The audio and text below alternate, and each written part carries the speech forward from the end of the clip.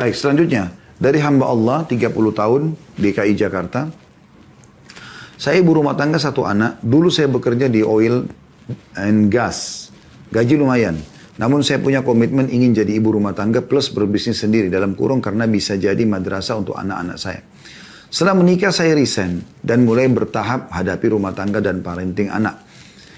Ingin saya tanyakan bagaimana menjelaskan ke pihak keluarga bahwa keputusan saya berhenti bekerja adalah terbaik buat tumbuh kembang anak saya. Selalu masalah ini ada didebatkan. Alasannya karena sudah kuliah tinggi kok malah rawat anak. Sedangkan saya merasa bahagia bisa ada di tiap tumbuh kembang anak saya. Suami saya malahan menyuruh mungkin ya, saya harus di rumah. Jika jualan silakan dari rumah, jualan online. Namun kadang saya nggak pandai menghadapi keluarga besar saya. Mohon bantuannya Ustaz Khalid, jazakallah khair. Apa yang ibu lakukan sudah benar. Sudah benar. Ibu berhenti kerja, ibu urus rumah, dan ibu taat dengan suami. Itu langkah yang paling tepat. Ibu jangan pernah merasa ibu salah. Oke? Itu poin dulu. Tinggal masalah keluarga. Keluarga tidak perlu mencampuri terlalu jauh. Dan ibu tidak usah terbebani dengan keluarga. Bahasa yang mereka gunakan, masa sudah kuliah tinggi cuma ngurus anak. Subhanallah. Terus orang kuliah tinggi nggak ngurus anak. Justru kewajiban utama urus anak, bukan kuliah. Bukan kerja prestasi dunia, bukan. Terutama bagi wanita. Wanita yang sukses, wanita yang bisa menjadi seorang istri yang selalu didambakan, dirindukan oleh suaminya, dan juga menjadi ibu yang baik buat anak-anaknya. Seperti ini, melihat setiap tumbuh kembang anaknya. Setiap saat, karena anak itu butuh. Saya punya anak-anak kecil di rumah, saya lihat luar biasa. Sedikit saja istri lalai, mungkin sudah bisa terjadi sesuatu yang tidak diinginkan. Pecah gelas, jatuh ini, kebentur di sana, banyak macam-macam. Memang harus ekstra. Kalau ibu sibuk di luar rumah, bagaimana caranya bisa mengurus anak-anak ini? Lalu siapa yang akan mengurus mereka? Kita berharap pembantu, berarti akan seperti akhlaknya pembantu itu. Bukan seperti apa yang Anda harapkan. Ya. Jadi, mirip dengan jawaban saya sebelumnya, ada hal-hal yang harus kita punya prinsip teman-teman dalam rumah tangga. Termasuk dalam menghadapi keluarga seperti ini. Kenapa berhenti kerja? Itu keputusan saya. Tunjukkan begitu. Karena saya ingin lebih fokus ke suami dan anak-anak saya. Sayang kan sudah kuliah tinggi? Itu keputusan saya. Harap dihormati. Selesai. Close saja. Gak usah juga ibu misalnya menunjukkan kayak wajah sedih. Atau ibu mengatakan, iya sih tapi apa boleh buat. Nah ini jangan. Karena ada celah di mana mungkin mereka akan oh berarti dia nyesal. Enggak. Saya bahagia sekarang. Ini keputusan saya, tolong dihormati. Selesai. Jadi dengan ibu close seperti itu, percaya bu, tidak akan ditanya lagi setelahnya. Mungkin sekali dua kali bertanya, setelah itu tidak akan lagi ada pertanyaan lagi. Allahu a'lam. Selanjutnya dari hamba Allah 39 tahun dari Banten. Bagaimana solusi yang tepat ketika saya dan suami sedang bertengkar dan saling diam dan bisa bertahan sampai berhari-hari, bahkan bisa sampai sebulan saling diamnya. Tiap kali kejadian seperti ini pasti saya duluan yang ngajak ngobrol dan membicarakan permasalahannya. Kadang saya jengah. Karena kenapa harus saya yang memulai dulu pembicaraan? Yang pertama teman-teman sekalian, kalau ada masalah dalam rumah tangga dan itu pasti akan terjadi, teman-teman sekalian. Tidak usah Anda berpikir Anda dari awal menikah sampai terakhir tidak akan ada masalah. Tidak mungkin. Manusia terbaik, Nabi Muhammad SAW ada masalah dalam rumah tangga beliau. Tapi beliau pecahkan, gitu kan? Nah, permasalahan pasti ada. Cuma saran dari kami, yang pertama, permasalahan ini teman-teman sekalian jangan diinginapkan. Kalau ada masalah, selesaikan langsung pada saat itu. Dan yang kedua, yang benar memaafkan, yang salah minta maaf. Selesai. Jangan dibuat nginap gitu. Ya. Baik, ini solusi dari saya. Poinnya ya, jangan diinginapkan. Yang benar memaafkan, yang salah minta maaf. Oke? Sekarang kita pindah ke permasalahan ditanya oleh penulis. Bagaimana kalau seandainya ya, saya memulai, anggaplah kita bicara sekarang Anda dalam kondisi benar. Suami tidak mau bicara duluan misalnya. Saya mulai berbicara, akhirnya kan jadi baik permasalahannya gitu kan. Jadi selesai gitu. Baik, saya jawab dengan hadis Nabi SAW. Wanita ahli surga di antara kalian ialah wanita yang Pertama Nabi sebutkan tuh wadud, penuh kasih sayang, penuh cinta. Apa itu? Mengalah, sayang, ya, perhatian. Walud, subur, banyak anak. A'ud, ya, pakai ain hamzah, a'ud, ya, li zawjiha, atau sangat setia dan patuh pada suaminya. Kata Nabi SAW, kalau seandainya suaminya marah, riwayat lain, dia disakiti atau dia menyakiti, maka dia akan datang memegang tangan suaminya sambil dia mengatakan, saya tidak bisa tidur, tidak bisa tutup mata sampai kau ridho. Ini tadi kenapa saya jelaskan teman-teman sekalian, solusi dari kami jangan nginapkan masalah. Karena hadits ini seakan-akan memberikan isyarat itu. Tidak bisa tidur sampai suami ridho. Dan pegang tangan suami, jelaskan. Kalau saya salah, maafin saya. Ternyata teman-teman sekalian, secara zahir yang kelihatan hadits ini, seakan-akan wanita yang dipojokkan.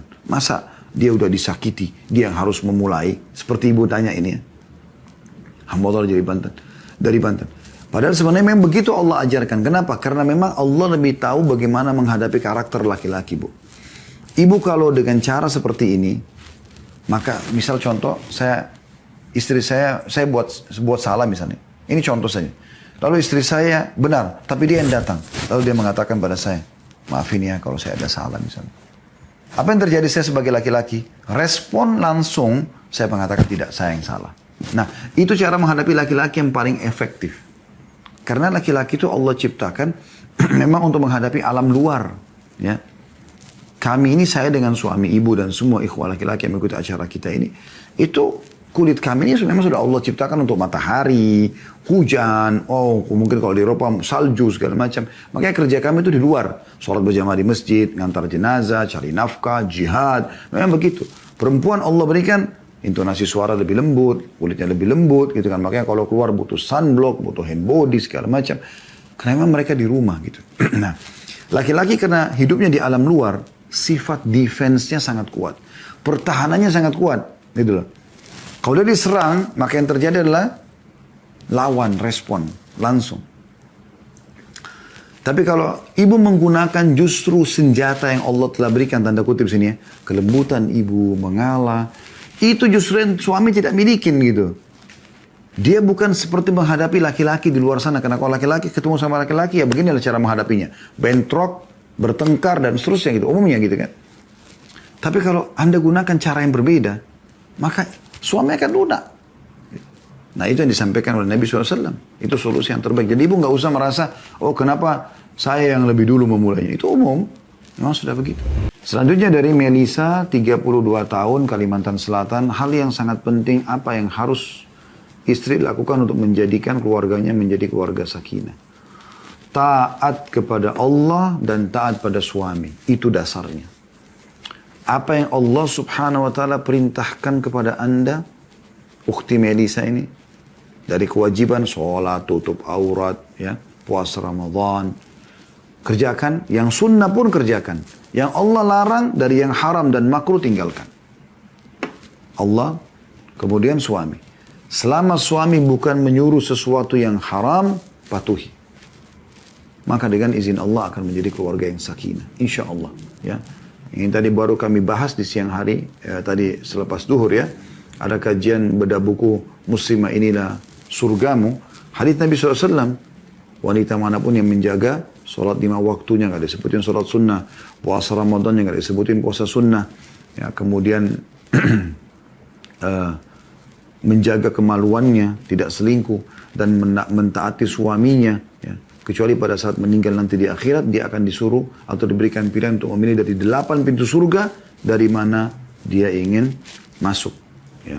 Jadi ini insya Allah mudah-mudahan bisa menjadi resep yang baik. Ya. Kejar surga dari suami Anda, itu sudah kata kuncinya insya Allah. Baik, selanjutnya dari hamba Allah 20 tahun dari Sulawesi Selatan.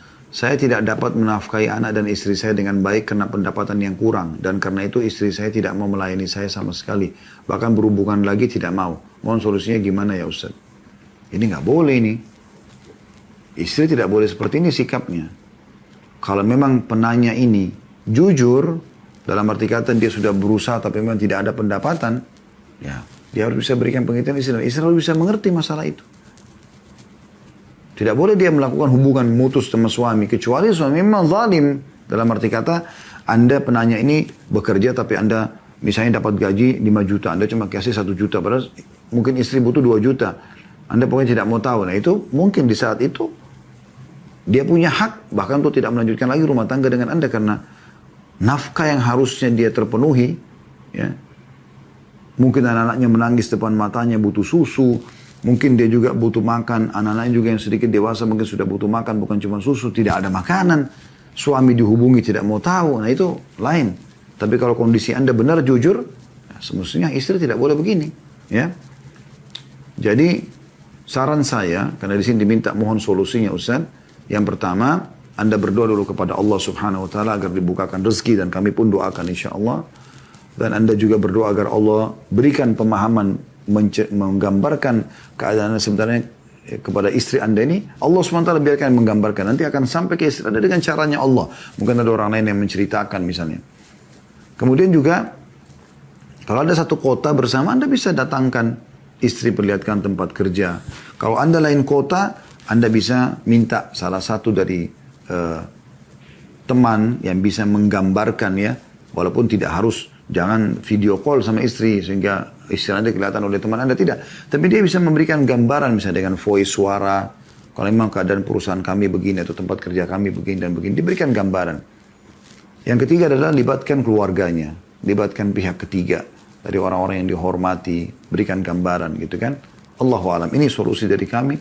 Semoga insya Allah dengan 3 ini Anda bisa mendapatkan jawabannya. Selanjutnya dari hamba Allah 32 tahun dari Banten.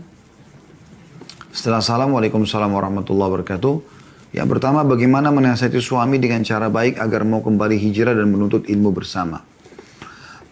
Jawabannya begini. Menghadapi suami, kita harus mengenal karakter suami. Karakter laki-laki. Karakter laki-laki itu tidak suka digurui. Tidak suka dihardik. Ya. Jadi kalau ibu mau mengajak suami ya, hijrah, taubat kepada hal yang lebih baik, maka hindari 2 hal ini. Jangan kesan menggurui, jangan kesan menghardik dia. Itu kamu sudah jauh dari agama, tuh ayo kembali sekarang. Nanti kalau tidak nanti masuk neraka. Hardikan. Yang terjadi pasti penolakan. Lalu bagaimana caranya? Kalau menurut kami Allahu a'lam, ibu coba cari tahu, kan di sini bahasanya agar mau kembali hijrah. Yang saya tangkap berarti sudah pernah hijrah, kan gitu. Nah ini beda bahasanya dengan orang yang belum pernah hijrah. Kalau sudah pernah hijrah, Anda coba cari tahu dulu penyebab dia hijrah apa. Mungkin dia pernah cerita, dia pernah dengarkan ceramah ustadz siapa, syekh siapa, dia pernah baca buku apa, tulisan apa. Anda ingatkan kembali itu. Dengan cara Anda share di handphonenya dia, atau di masa-masa lagi harmonis ya, selepas biologis misalnya Anda bicara baik-baik sama dia, Anda ingatkan masalah itu. Mudah-mudahan bisa kena, selain memang maksudnya kena ke dalam hatinya. Selain itu Anda juga doakan dia. Itu 2 hal. Yang kedua, masih pertanyaan yang sama. Apakah boleh jika suami beberapa kali berselingkuh kemudian meminta tolak darinya? Oke. Apakah boleh minta tolak dari suami yang beberapa kali selingkuh? Jawabannya boleh. Boleh, tidak ada masalah. Karena dia sudah melakukan pelanggaran. Beberapa kali loh di sini ya. Artinya pertama kali dia selingkuh, mungkin dia berzina, dia minta maaf, lalu dimaafkan. Yang kedua kali dia ulangi lagi, dan seterusnya. Itu boleh saja. Ya. Yang ketiga, saat ibu perempuan belum meninggal, beliau berpesan agar anak perempuannya tetap bekerja hingga memiliki rumah. Namun kenyataannya sudah beberapa tahun menikah dan bekerja tapi belum juga ada rumah. Apakah jika perempuan berhenti kerja dan tidak mengikuti pesan ibu itu berdosa dan salah? Insya Allah tidak. Insya Allah tidak. Ya. Karena pada saat sudah menikah, kalau memang anak perempuan ini sudah menikah ya, maka dia kan punya kewajiban lain mentaati suami dan segala macam, dan suami punya kewajiban untuk menanggung dia. Dari satu sisi, di sini pesan yang ibu titip pesankan, anaknya tidak boleh berhenti bekerja sampai memiliki rumah. Ini pesan bukan sebuah kewajiban yang harus diiyakan.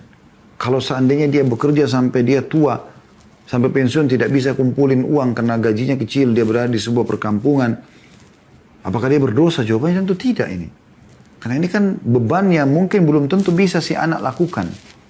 Sementara Allah SWT mengatakan, la yukallifullah nafsan illa us'aha. Allah tidak akan pernah maksakan satu jiwa kecuali sesuai dengan kadar kemampuannya. Ya. Tetapi di saat Anda bekerja di satu tempat, pendapatannya ada, Anda juga belum menikah, ya, tidak terikat dengan akad dengan suami. Kemudian Anda juga, ya, bisa Anda targetkan ada rumah yang bisa Anda cicil misalnya, maka itu lakukan sebagai bentuk bakti pada ibu. Tapi ini bukan satu kewajiban. Insya Allah mudah-mudahan tidak berdosa kalau Anda sudah berusaha, ya. Masih pertanyaan yang sama, yang keempat, apakah jika suami menyakiti hati istri akibat perkataan dan perbuatan yang kurang baik berpengaruh terhadap kelancaran dan kebutuhan rezeki yang dicarinya? Bagaimana cara mengingatkan dengan baik hal tersebut? Ya. Kalau apakah itu berpengaruh pada rezeki? Bisa saja. Karena umumnya dosa itu berpengaruh pada pendapatan rezeki. Umumnya dosa berpengaruh pada pendapatan rezeki. Ya. Dan itu bisa terjadi, bukan mustahil. Oleh karena itu, bisa. Cara mengingatkannya, secara umum saja, biasanya sih, Allahu a'lam, peringatan dari Allah ada. Ya, pada saat seseorang itu kasar dengan istrinya, atau dia membengkalikan nafkah yang wajib, atau dia melakukan maksiat di luar rumah sana, itu biasa peringatan-peringatan dari Allah datang. Seperti terhimpitnya rezekinya sendiri. Ya. Dan saran saya, kalau dalam kondisi memang suami lagi ada masalah, segala macam, yang paling tepat Anda jangan bicara apa-apa. Sampai dia yang melibatkan. Kalau dia mengatakan misalnya, saya punya masalah ini, masalah itu, gitu, ya. Misal, ya. Maka Anda di sini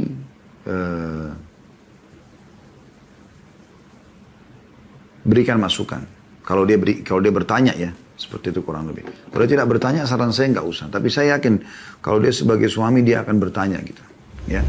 Selanjutnya, dari hamba Allah 25 tahun dari Papua, saya pernah meminta cerai. Suami mengucapkan iya. Lalu kami rujuk. Ya, lalu kami rujuk. Saat itu, saya ulangi lagi, saya pernah meminta cerai. Suami mengucapkan iya. Lalu kami rujuk. Kami bertengkar lagi dan ia mengeluarkan kata cerai berkali-kali pada saat itu juga. Lalu kami rujuk dan bertengkar lagi, namun ia tidak mengucapkan cerai. Tapi menyuruh saya kembali ke orang tua dan memaki sampai memukul saya. Sampai saat ini saya bertahan karena anak saya. Pada saat pertengkaran dia masih dalam keadaan sadar, kecuali pada saat memukul. Bagaimana status pernikahan saya, Ustaz? Allahul Musta'an. Allah tempat kita meminta pertolongan. Saudaraku seiman, kata Nabi Muhammad SAW, sesuatu yang pasti terjadi. Tidak ada keraguan. 3 hal. Sesuatu pasti terjadi pada 3 hal. Tidak ada keraguan. Pernikahan, perceraian, rujuk. Ya. Pernikahan contohnya begini. Kalau seandainya saya punya anak perempuan, teman saya punya anak laki-laki. Lalu saya atau dia mengatakan, nanti kalau anak kita besar kita jodohkan ya. Saya misalnya menawarkan, dia mengatakan, oke, baiklah. Bahasa itu saja, ini sudah ada seperti khidbah, ada ikatan hukum. Anak-anak nanti kalau sudah mulai mengerti, kita sampaikan dulu ayah atau ibu pernah jodohkan kamu sama si fulan. Kalau dia mengatakan saya tidak mau, maka batal. Ini tidak boleh main-main. Ya. Yang kedua masalah cerai. Ini yang sedang dibahas. Tidak boleh sama sekali bermain-main ini. Allah subhanahu wa ta'ala menjadikan cerai di tangan Anda, wahai kaum laki-laki, karena Anda dominan akal. Akal itu tidak akan buru-buru mengambil sebuah keputusan. Dia akan cerna dulu dengan akalnya, baru kemudian diambil keputusan. Kalau cerai ada di tangan istri, mungkin sehari bisa 10 kali kita diceraikan oleh istri, karena sedikit kecewa dia bisa mengatakan, saya ceraikan kamu, dan jatuh tolak. Maka di sini laki-laki harus berakal, tidak boleh sembarangan mengucapkan kalimat cerai pada istri. Ini masalah halal atau tidak halal kemaluan dia. Hubungan biologis Anda, status Anda sebagai suami dan dia sebagai istri. Ini jelas salah, nggak boleh main-main soal ini. Sampai saya masih ingat dulu waktu kami tingkat 3 kuliah di kota Madinah, belajar fikih, dosen kami bernama Dr. Syarif, hafizahullah, saya tidak tahu sekarang beliau masih hidup atau tidak. Tapi beliau waktu itu bekerja sebagai wakil daripada hakim di kota Madinah gitu ya. Nah beliau sempat kami membahas bab cerai, lalu beliau mengatakan, pendapat ulama tentang masalah ini sangat tegas. Kalau seandainya ada seorang wanita naik tangga, ini saya ingat betul perumpamaan beliau ya, naik tangga, lalu kemudian suaminya bercanda aja mengatakan, kalau kau naik saya ceraikan, kalau kau turun saya ceraikan. Maka kapan istri naik atau turun jatuh tolak itu, walaupun cuma bercanda. Kalau tidak boleh ceraikan, dia turun dari tengah-tengah yang tidak melewati atas ataupun bawah. Coba bayangkan. Jadi nggak boleh main-main soal ini. Ada pendapat ulama yang mengatakan cerai tidak jatuh di saat emosi yang sangat besar. Misalnya yang sampai membuat dia lalai betul. Bukan cuma marah-marah biasa ya. Maka ini baru tidak jatuh tolak. Jadi ini nggak boleh sembarangan. Dan Allah SWT mengatakan dalam Al-Quran, A'udzubillahi minasyaitonir rajim, at-talaqu marratan. Cerai itu 2 kali saja. Dikenal dengan tolak raj'i. Cerai yang boleh kembali lagi. Seorang suami mengatakan, saya ceraikan kamu dengan kalimat jelas. Atau kalimat isyarat tapi niatnya cerai. Seperti tadi, pulanglah ke rumah orang tuamu. Tapi dia niat cerai. Maka di sini jatuh tolaknya. 3 kali masa suci atau 3 kali haid namanya masa iddah. Di sini mereka boleh kembali, boleh rujuk. Nah ini sekaligus kita bahas yang ketiga tadi ya. Nikah, cerai dan rujuk. Rujuk itu apa? Kembali. Nah di masa ini boleh kembali. Kalau mereka kembali dan baikan, apakah saling memaafkan, apakah mereka interaksi biologis, maka sudah terjadi rujuk kembali di sini ya, rujuk mereka. Nah, kembali ini tidak butuh akad nikah, kecuali lewat masa iddah 3 kali masa suci, baru mereka mau kembali misalnya setelah setahun mereka akad nikah baru. Ini cerai pertama. Cerai yang kedua misalnya dia ceraikan ini, terus 1 tahun kemudian dia katakan lagi saya ceraikan kamu misalnya. Wa na'udzubillah, 2 kali. Maka ini masih bisa kembali sama hukum yang pertama. Tapi kalau dia sudah ucapkan yang ketiga kali, namanya tolak bayin. Nggak boleh kembali lagi nih. Udah lewat batasnya. Ya. Nah, kalau mau kembali lagi, ini kalau mau kembali lagi. Hanya terbuka variabelnya, koneksinya untuk bisa kembali, 1 syarat. Yaitu, mantan istrinya menikah sama laki-laki lain dengan pernikahan normal. Normal, bukan rekayasa. Normal, mereka menikah, kemudian terjadi cekcok dengan suami itu cerai, yang suami keduanya cerai, tidak ada hubungannya sama si mantan suami pertama, sudah jadi janda yang kedua kali si perempuan ini, baru boleh dia kembali kepada mantan suami pertamanya, terbuka. Tapi pernikahan sama suami keduanya bukan rekayasa. Karena kalau rekayasa masuk dalam hadits Nabi SAW, la'anallahu al-muhallil wal-muhallil lahu. Allah melaknat suami yang mengatakan pada temannya, nikahi istri saya ini. Habis itu ceraikan ya, supaya bisa nikah lagi sama saya. Juga teman suaminya yang mau membantu nikah yang direkayasa seperti ini. Nah ini semua kena laknat, tidak boleh. Ya. Jadi kalau Anda tanya bagaimana status pernikahannya ini Allahu alam, ini sudah dikatakan berkali-kali. Ya. Menurut kami ini sudah tidak sah pernikahan ini. Ya. Kalau Anda tetap pertahankan, ini jadi masalah. Makanya di sini sering terjadi pertengkaran, bisa saja mungkin karena bukan satu suami istri lagi. Tapi Anda supaya tenang, Anda boleh menuju ke KUA setempat, itu saran kami ya. Pihak pemerintah, Anda konsultasikan kepada kepala KUA-nya kejadian seperti ini. Apa anjurannya Anda bisa ikutin. Allahu alam. Tapi secara hukum syari apa yang saya jelaskan tadi, seperti itu. Allahu alam kalau memang ada keputusan lain ya, yang memang sudah disepakati oleh pemerintah segala macam, itu bisa saja ya. Karena juga ada mungkin melalui MUI segala macam, itu bisa saja, bisa terjadi. Tapi ini yang kami ketahui, Allahu a'lam. Selanjutnya dari hamba Allah 24 tahun dari DKI Jakarta, bagaimana cara menghadapi mertua yang selalu ingin bertemu cucu? Karena mertua selalu memaksa untuk bertemu datang ke rumah. Atau kami yang disuruh ke sana setiap pekannya. Sedangkan kondisi saya capek. Saya pernah menolak mertua, namun mertua merasa saya memisahkan dengan cucunya. jika saya kasih anak saya ke mertua, saya sangat khawatir karena mertua sering rekam video saja tanpa mengawasi dengan baik atau memainkannya tanpa memikirkan kondisi anaknya bagaimana. Ini mirip dengan penanya pertama tadi ya. Jadi Anda bisa punya sikap dalam masalah ini.